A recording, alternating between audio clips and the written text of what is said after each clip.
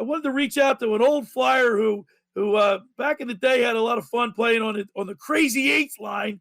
So let's go down memory lane. Let's bring into the locker room former Philadelphia Flyer number 18, Brent Fedyk. What's up, Feds? Not too much. How you doing? Thank you for having me on. Good, man. So I saw you. You popped up on my Facebook, and I said, "Geez, we'd like to hear from former players and what they're doing with themselves after the game." So what's happening with you, Brent?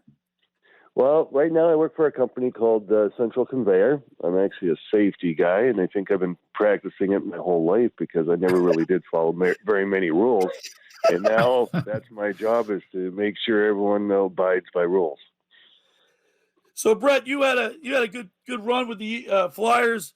What's it like playing in Philadelphia? I mean, you played with Detroit and a couple other teams, but what's it play with the Dallas Stars? And of course, you had time in the Rangers. But tell our listeners, what's it like playing in Philadelphia? You know what? I really enjoyed my time in Philadelphia. They have incredible fans. It was just, life goes by too quickly. I wish I would have slowed down a little bit and enjoyed it, and I guess smell the roses a little bit, because playing in Philly was just unbelievable. Yeah, Brent, it's Scotty McKay. You grew up in Yorkton, just kind of north of my best friend's Brian Propp, and he grew up in Neudorf and then played for the Melville Millionaires, which is just south of where you grew up. What was it like going from? I proper grew up in a town of 250 people. What was it like going from Yorkton to a tough city like Detroit? It was quite a change, and I grew up on a farm, so I had to ride a school bus for an hour and a half in the morning, hour and a half at night. So till this day, if I see a yellow school bus, I cringe. It was nice, I guess, the way I grew up, on the farm and stuff like that. So your values and everything, and then when you do get that opportunity, you're pretty humble and a leveled-headed character.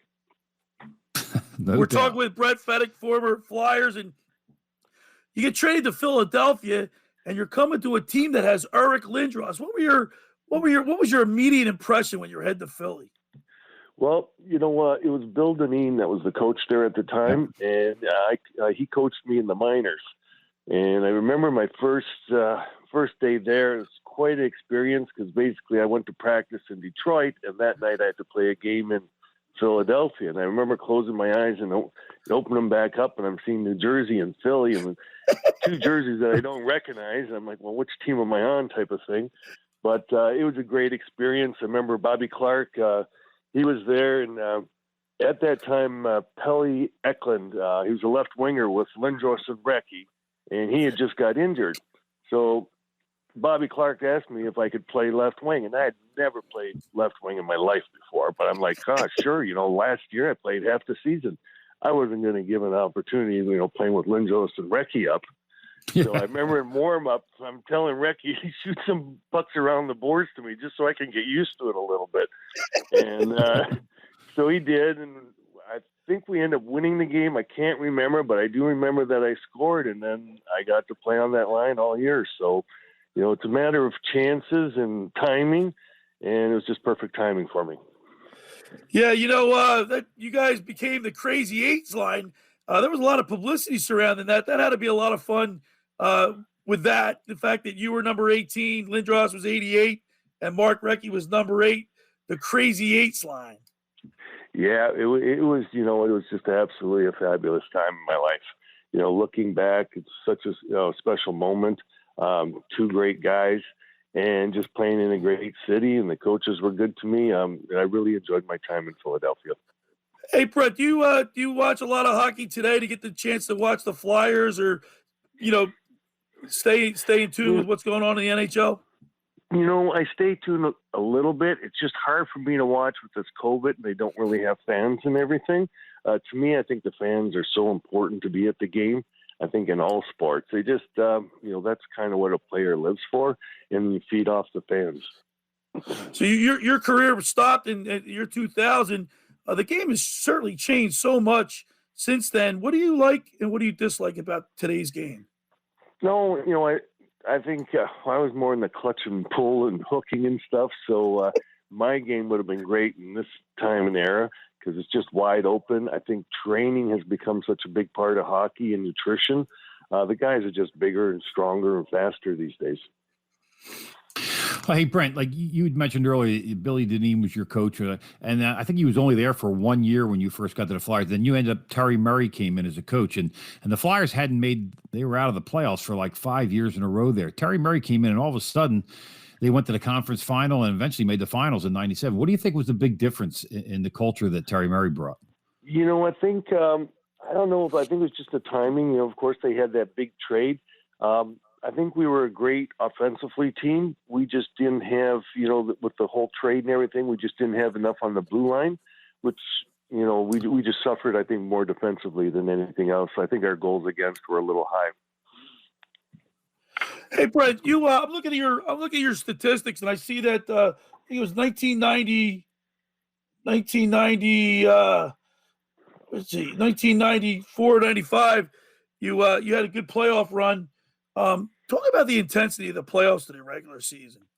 Well, it's night and day. I mean, every game, every shift is so important. I mean, all shifts are important, but it's just everything gets intensified in the playoffs.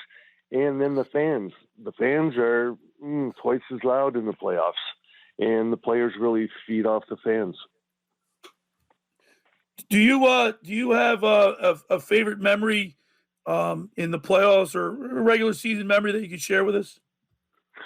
Oh, I think that there was one time we were in not the ones after the game. Yeah, I was going to say not during the game. I knew, Billy. I knew sooner or later that was going to come out. We talked about some of this stuff the other day. So we had a lot of great times on the road. We had a great group of guys.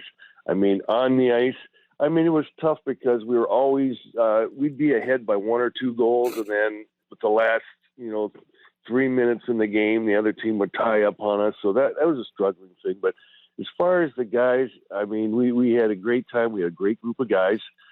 Special memories, there's a lot of them. They all blend between either on the ice or off the ice.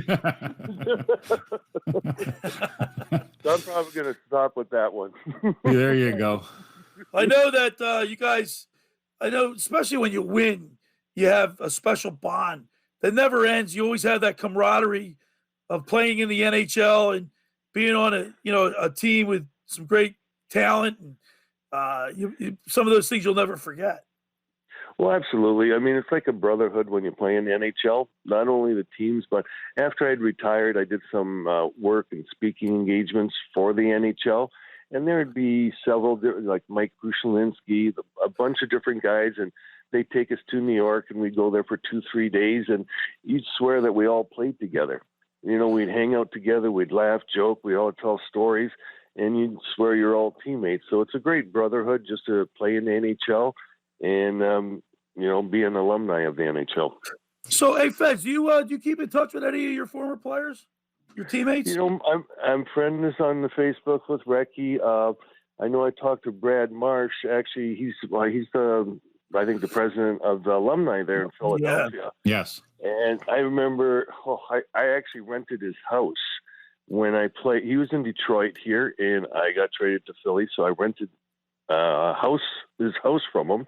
And he had a large house, and he had a big a fireplace in it. So because I was on the Crazy Eights and that, I never ordered wood before. I didn't know how much a cord of wood was. So when I called up to order it, we were going on the bus to New York. So I called up and I just said, I don't know, how much are they? And of course they said like $50 a cord. I'm like, well, get me 2 or 3 of them. Well, when I came home, I lived down the thing. They must have brought like a semi full. I couldn't even see my house. I started carrying them in, and I had to call the trainers to come help me. It took us like 4 hours to buy all the wood. Turk? What's that? You got to get Turk and Harry? Turk and Harry? Oh, no. Harry came. Turk didn't come, right. That lazy bastard at the time. No kidding. Turk's a great guy. I love the guy. It's Brent. I've always said I lived with Brian Propp. I lived with Rick Tocchet and Scott Melby over the years, and I always said I could write a book about some of the things that went on. I said, but I'd probably lose all my friends if I ever wrote it. Because the camaraderie that those teams had, and this was just before you got to Philly in the mid to late '80s. I mean, it was just incredible the bond you guys have, and they still share it today, which is incredible. Oh, it is. And I mean, it has to be a little more tougher now with cell phones and cameras and everything. You have to be you got to watch out. Shielded, and you got to look out for one another. I mean, you'd still be in jail. Back in the day when we were, we'd have, someone would have a little bit too much to drink, and your teammates would have to kind of, I just say, shadow you a little bit so you didn't get in trouble. Right. All right, hey, Feds, man, listen, we really appreciate you coming on the program today, walking down memory lane. Brent Fedyk, the Crazy Eights. Thanks, Brent. We really appreciate it, man. I have a couple people listening there, and I'd like to say hello to Erica, Jess, and Kathy. Our good friend Kathy. With 3 girls. See why I had to stop in some of my stories? Shocker. Our good friend Kathy Lowry. All right, Feds, listen, man, we really appreciate it, and we'll talk to you again soon. All right, thank you for having me on. You guys take care. All right, there's Brent Fedyk on a sports hotline.